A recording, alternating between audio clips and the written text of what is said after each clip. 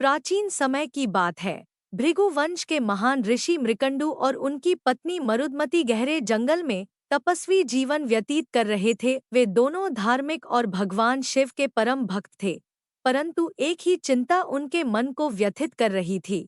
वे निःसंतान थे। संतान की इच्छा में मृकंडु ऋषि ने भगवान शिव की घोर तपस्या शुरू की। कई वर्षों तक कठिन साधना के बाद भगवान शिव उनके सामने प्रकट हुए अपने दिव्य रूप में और कहा, हे मृकंडु, तुम्हारी भक्ति से मैं अत्यंत प्रसन्न हूँ। मांगो जो वरदान चाहते हो। मृकंडु ने तुरंत भगवान शिव से प्रार्थना की, हे प्रभु, मेरी पत्नी और मैं लंबे समय से संतान सुख से वंचित है। कृपया हमें एक पुत्र का वरदान दें। भगवान शिव ने मुस्कुराते हुए कहा, मैं तुम्हें एक पुत्र देने के लिए तैयार हूँ, लेकिन तुम्हें दो विकल्पों में से एक चुनना होगा। एक, तुम्हें एक गुणी, धर्मपरायण और बुद्धिमान पुत्र मिलेगा, पर उसकी आयु केवल 16 वर्ष होगी, या फिर एक दीर्घायु पुत्र प्राप्त होगा, परंतु वह मंदबुद्धि और दुष्ट स्वभाव का होगा। मृकंडु ऋषि के सामने कठिन निर्णय था, पर उन्होंने बिना हिचकिचाए उत्तर दिया, हे प्रभु, मुझे एक ऐसा पुत्र चाहिए जो अल्पायु हो, परंतु उसके गुणों और धर्म के कारण मुझे गर्व हो।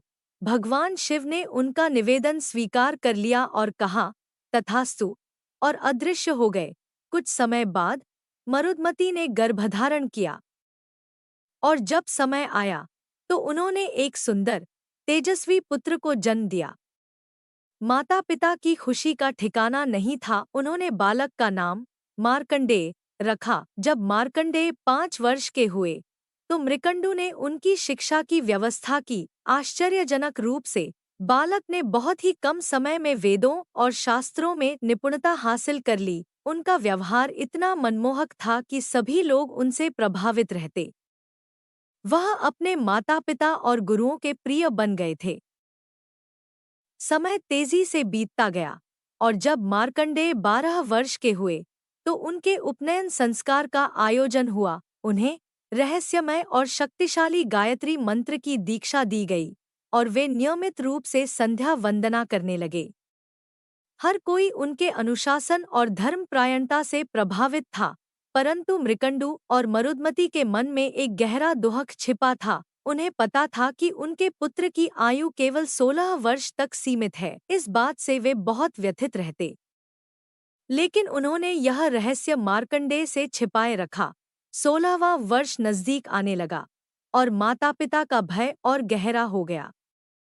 एक दिन जब वे अपने पुत्र को देखकर रो पड़े, तो मार्कंडेय ने आश्चर्य से पूछा, पिता, माँ, आप दोनों इतने दुखी क्यों हैं?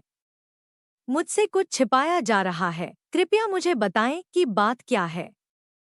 मृकंडु ऋषि ने भारी मन से कहा, पुत्र, भगवान शिव के वरदान के अनुसार तुम्हारी आयु केवल 16 वर्ष तक सीमित है।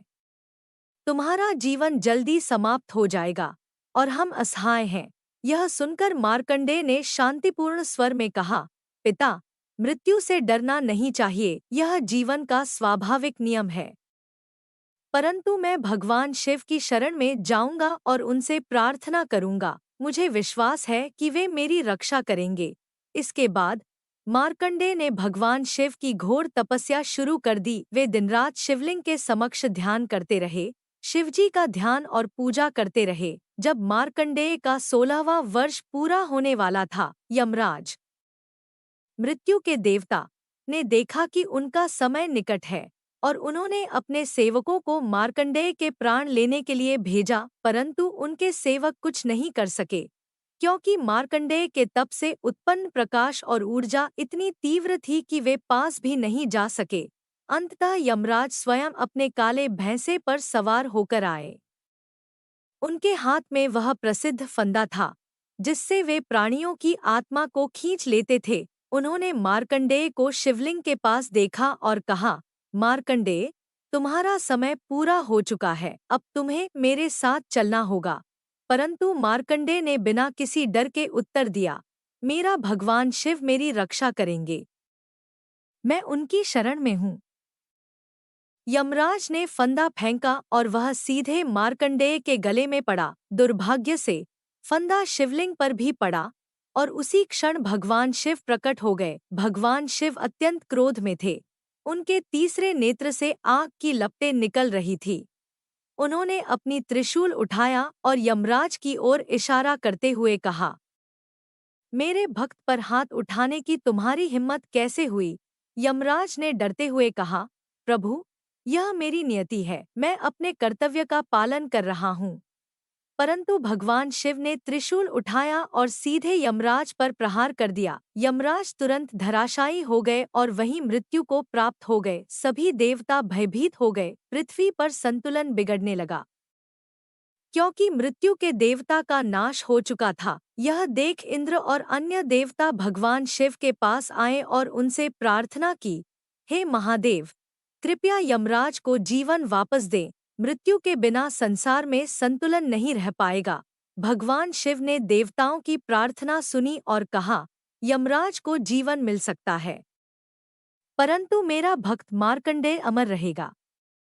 उसे कभी मृत्यु का सामना नहीं करना पड़ेगा। सभी देवताओं ने भगवान शिव की यह शर्त स्वीकार की। भगवान शिव ने मार्कंडेय को आशीर्वाद दिया, तुम सदा अमर रहोगे, सदा 16 वर्ष के रहोगे और तुम्हारी कीर्ति युगों युगों तक बनी रहेगी। तुम्हें मृत्यु से कोई भय नहीं रहेगा। इस प्रकार मार्कंडेय अमर हो गए और उन्हें मृत्युंजय और काल के नाम से जाना जाने लगा। उनके माता पिता यह सुनकर अत्यंत प्रसन्न हुए और वे शांति और संतोष के साथ अपने जीवन के शेष दिन बिताने लगे। इस कहानी से भगवान शिव की महिमा और भक्ति की शक्ति का पता चलता है और यह साबित होता है कि सच्ची भक्ति से मृत्यु पर भी विजय प्राप्त की जा सकती है। मार्कंडेय ऋषि ने महामृत्युंजय मंत्र की रचना की थी। कृपया वीडियो को लाइक, सब्सक्राइब और शेयर करना न भूलें।